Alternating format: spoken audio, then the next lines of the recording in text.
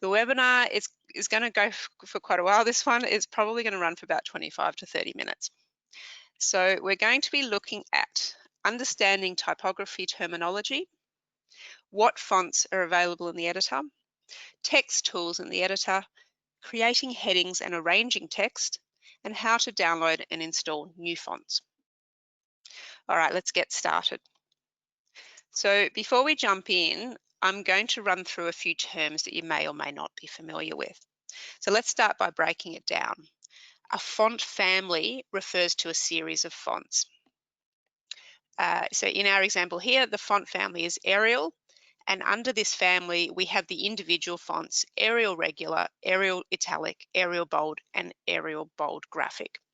You can also see a screenshot down the bottom, which shows you inside the editor. Sorry, something's come up on my screen.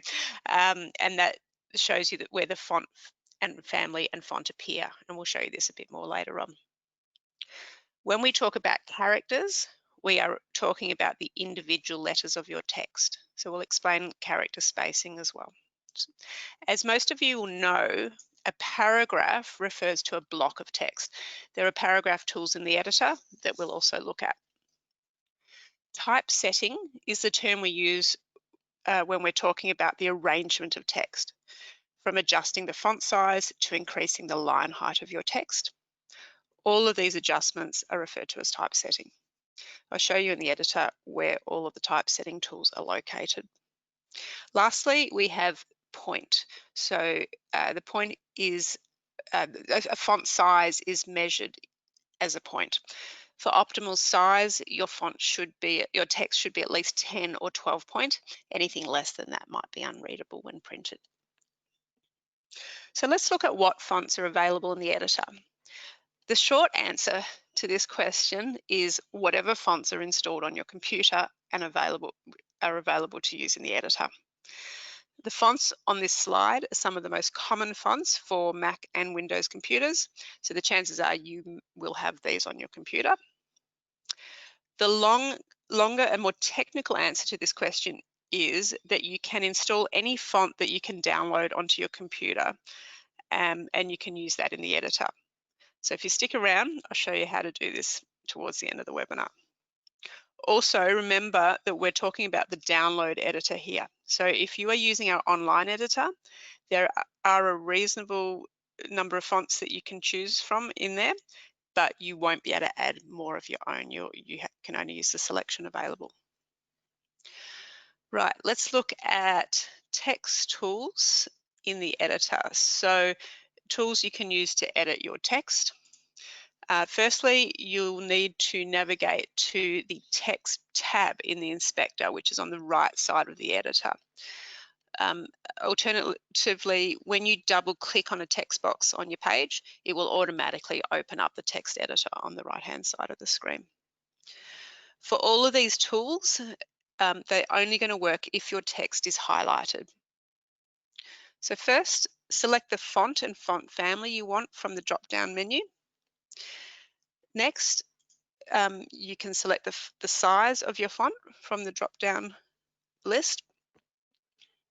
The following 5 buttons allow you to format your text in a specific way. So you can underline it. You've got strike through, which creates a line through the middle of your text as if it's being crossed out. Superscript and subscript are both useful if you're doing mathematical equations. And all caps, which forces the text to be in all capital letters. Clicking on the color will open a drop-down menu of colors that you can choose from for your text. This slider you can use to adjust the opacity of your text if you want to make it a little bit transparent. The next slider allows you to stretch the width of your text.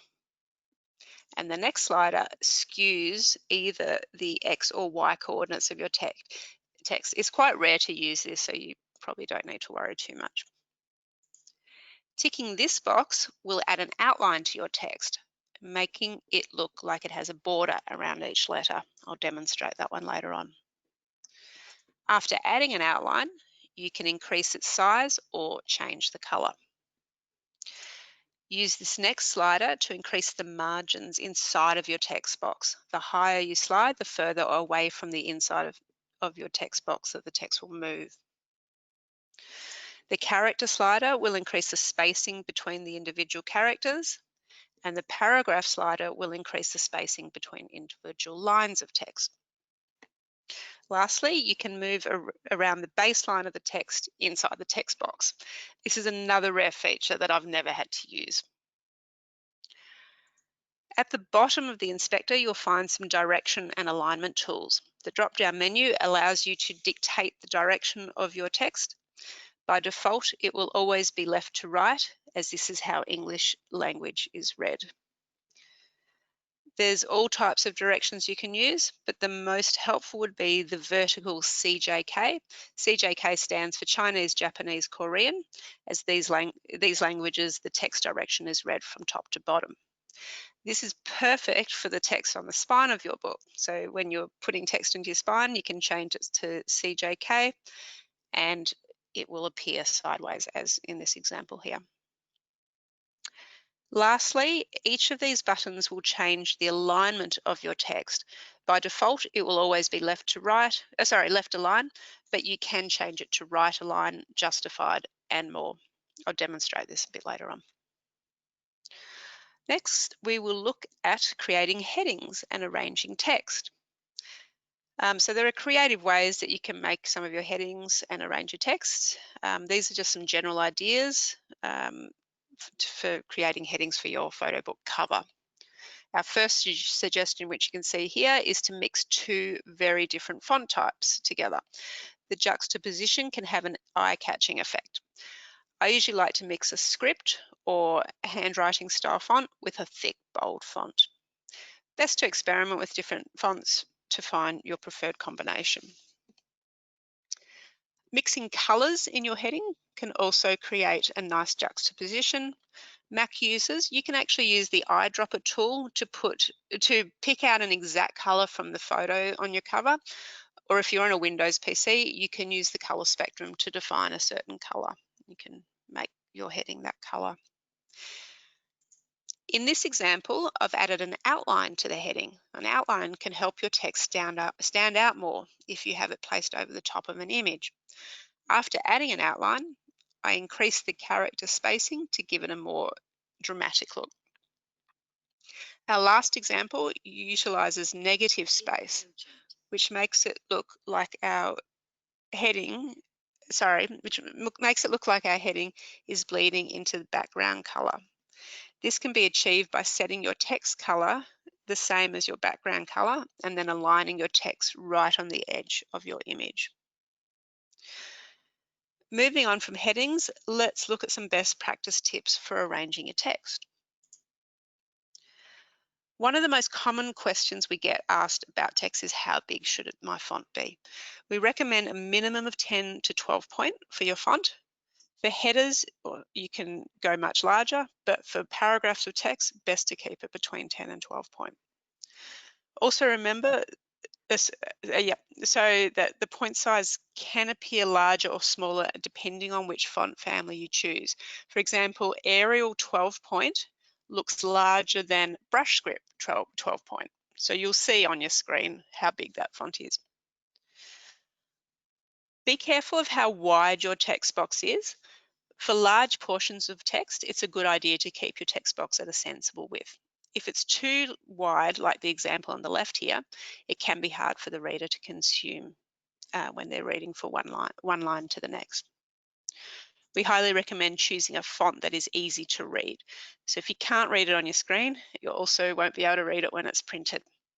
Fun and fancy fonts are great for large headings, but not great for paragraphs of text. Lastly, it's best practice to try and align your text box with your photos. When things are in an orderly arrangement, it's much easier for the viewer to look at. So now we're going to talk about how to download and install new fonts.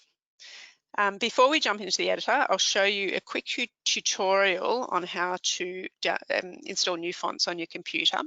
There are many sites online that have free fonts available for download, We recommend using the Google font site as it's trusted and reliable. It's got over 1,000 fonts to browse. There are plenty of other websites. Just be careful not to get stuck downloading ads for programs that you don't want on your computer. So with Google Fonts, you can scroll through the site to browse all the fonts, or you can filter by a specific style. Once you've found a font you like, you just have to click on it to go to its download page. In the top right corner of the page, you'll see a Download Family button, which will download the font in a zip file. A zip file is a safe compressed file that contains your download, and it will usually save into your Downloads folder. So you can locate the downloaded file on your computer and then extract the files. On a Windows computer, to extract them, you simply right-click on the zip file and select Extract All. In fact, depending on what Windows version you use, you may not even have to do this step. I'll show you a bit later. Anyway, that will extract your zip files into a folder. On a Mac computer, it's even easier. Just double-click on the zip file and it will automatically extract the files. Now you can install your new font. So on a Windows computer, you right-click on the font and select Install. You'll have to do this for every font in the family, so there might be a few files to install. On a Mac computer, you simply double-click the file to open the font and then select Install Font. And there you have it. So next time you open the editor, the new font will be there. You do need to shut down and restart your editor if you're already in it. Okay, so now that I've gone through these instructions, let me give you a demonstration on how to download and install new fonts, and then I'll jump into the editor to demonstrate some of the text tools that we've talked about. All right, so firstly, I'm just going to a web page, and I have up here the Google fonts, fonts.google.com, and as you can see, there are lots and lots of fonts to choose from. It's completely up to you what you like. Just as an example, I'm going to download this Sign Tactile font. So I just left click on that font and it opens it up for me. And then on the right hand side, I've got the download family. So I just click on that. On a Windows computer, it asks me if I want to save the file. So I will say okay. And that will save to my computer. So it will usually go into your downloads folder. Depending which web browser you use, you'll see your downloads. For me on Firefox, it's up here. If you're using Chrome, it's usually in the bottom left corner.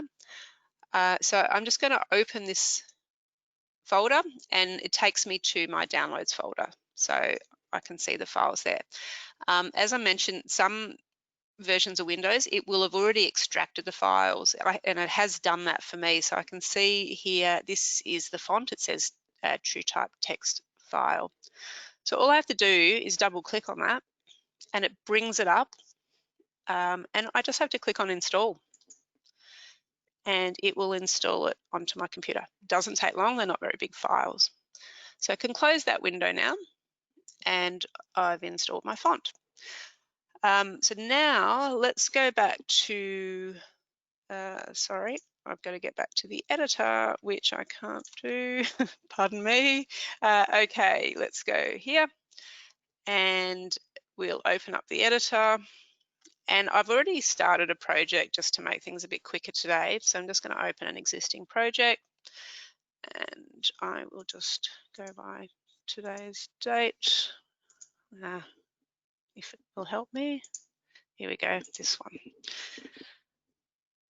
So I'm just going to click on it and open, and that project should come up in a minute. So I'll show you some examples of doing fonts for your cover, and I'll show you a bit about the text formatting as well, and we'll see that the font that I just added should be in my list. Okay, so here's my cover. It's a book about Port Melbourne. So I've just added a couple of photos for now just to show you what I'm doing. What I will do is I'll click on view and hide non-printable items just so that all this stuff on the front disappears. It makes it a bit easier to see. First thing we'll do is add a text box. So we click on this add text box button here. We'll pop it roughly where I'm going to need it on the page, and I'll make it a bit bigger and just a bit shorter. And I'm going to type in the text here, which will just make it Port Melbourne. So to make any changes to that text, I need to highlight it first. So you just drag your mouse from one end to the other, and it highlights it in blue. Let's try out that new font that I just downloaded. So, of course, I have to remember what it was called. It was something tactile, wasn't it? There it is, Sign Tactile. So I'm going to use that. I'm going to make it a lot bigger. So let's try a 48-point font. Well, we can probably even go bigger than that, 72. So that looks quite nice. That's the font I just installed. You can move it across where you want it. Because it can't go too close to the red dotted lines, I'm just going to make my box a bit smaller so I can center it there.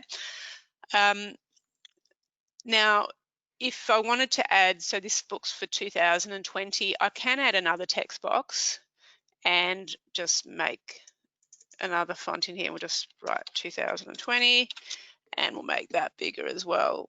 Let's make it 72 and I'll make it a bit smaller just to vary it.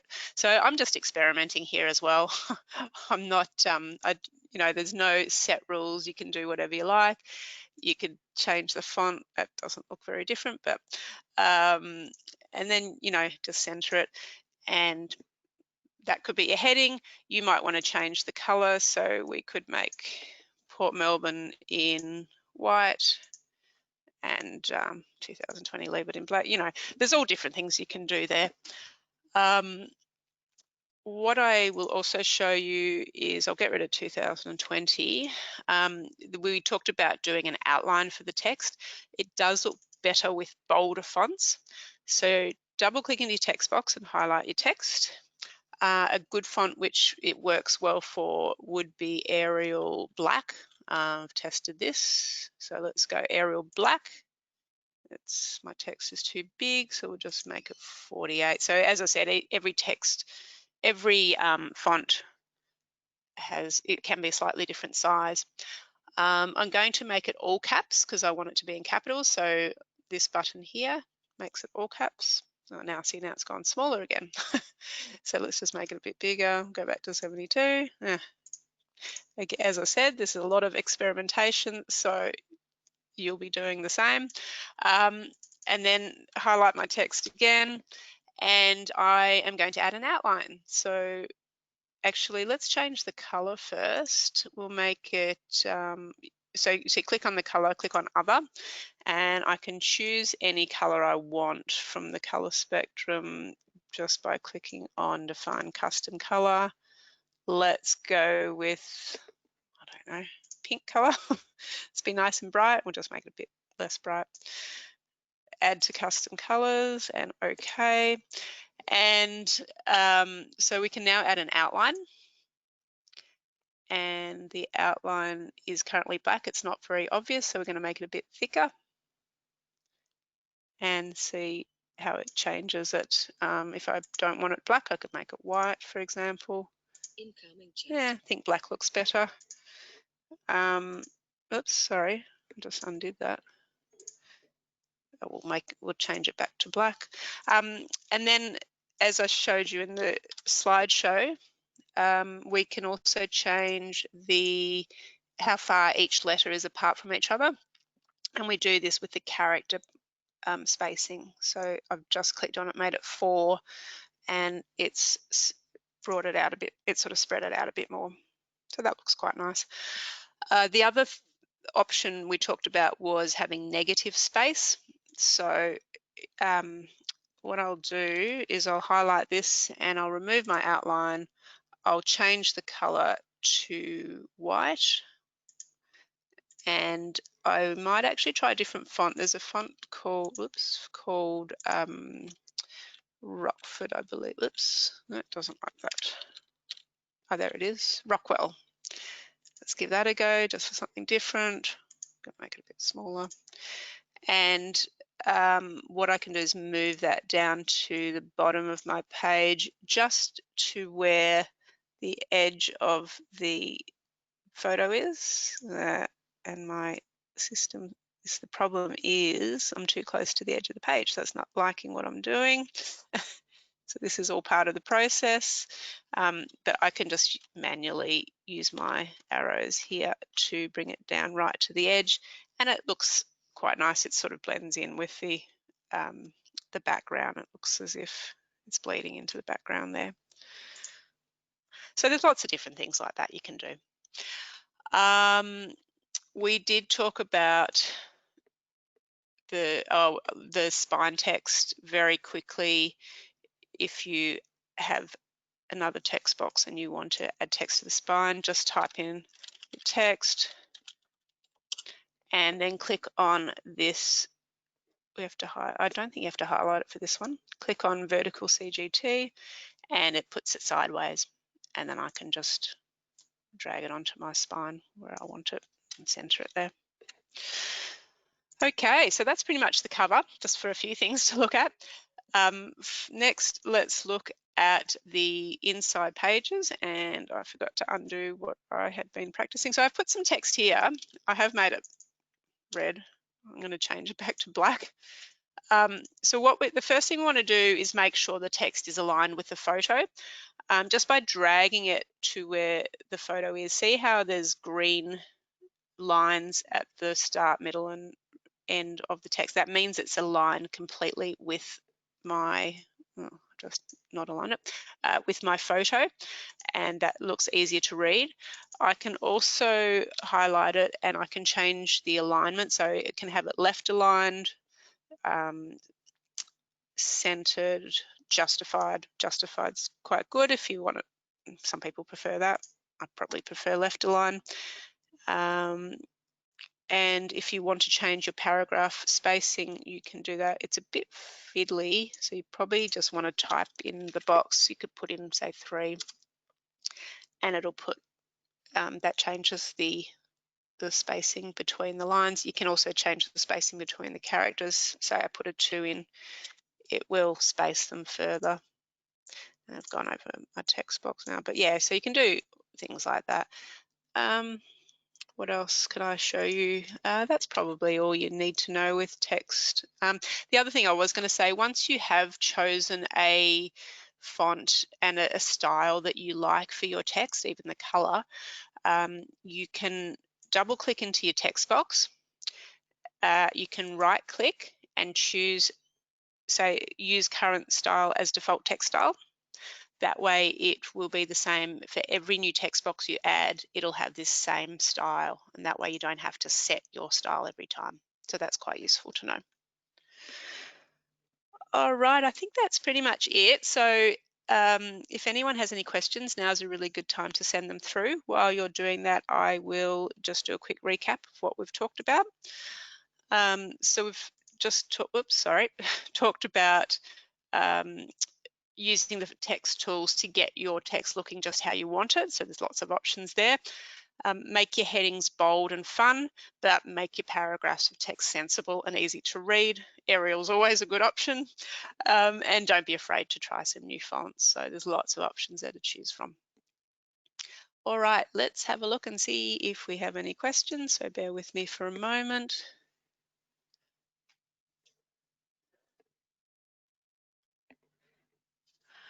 Looks like everyone's pretty quiet today, other than a thank you, which is always nice to hear. Thank you, Glenda.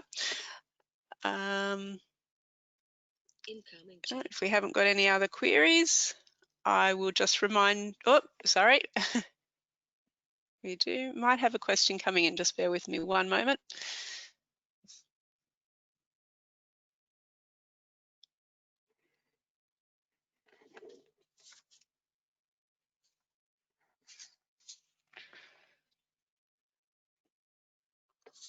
I'm not sure. Yes, can I change the background color of the cover? Yes, absolutely you can. I'll very quickly go back to the editor. You can change the background color of any page.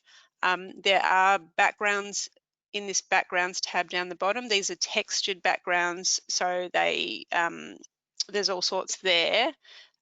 You've got a whole lot of different types. You've actually got plain backgrounds here as well. But if you can't find the color you want specifically there, you can click on this backgrounds button here and you can choose whatever color you want, and you can go through the color spectrum again and just find any color you want, and you can change front, spine and back of the cover. Same with the inside pages. And we now have another question from Glenda. Is the font size better or different for various size books? Yeah, look, well, I guess the bigger the book, the bigger you might want to make your font. I personally think that a 12, for text in a paragraph, a 12-point font is absolutely sufficient regardless what size your book is. It's very readable. If you want to go bigger, you absolutely can. Headings, again, it often depends on the font. You saw when I was changing the font and the size, you know, the size did change quite considerably. Try and look at your text in comparison to the rest of the page and see if it looks proportional. I guess that's the best way to do it. Yeah, so Liz, if you're having trouble, it might be best if we give you a call, or if you want to give us a call after the webinar, we can try and help you with doing your background for your cover. All right, I'm going to finish up now. So just a reminder, as always, that our customer service team are here to answer your queries. We're here, excuse me, we're here Monday to Friday, 9 a.m. to 5:30 p.m. Melbourne time, and Saturdays 9 till 12 at least, often later. Our phone number is 1300 553 448. You can also reach us by email, which is service@albumworks.com.au, or you can talk to us via live chat from our website.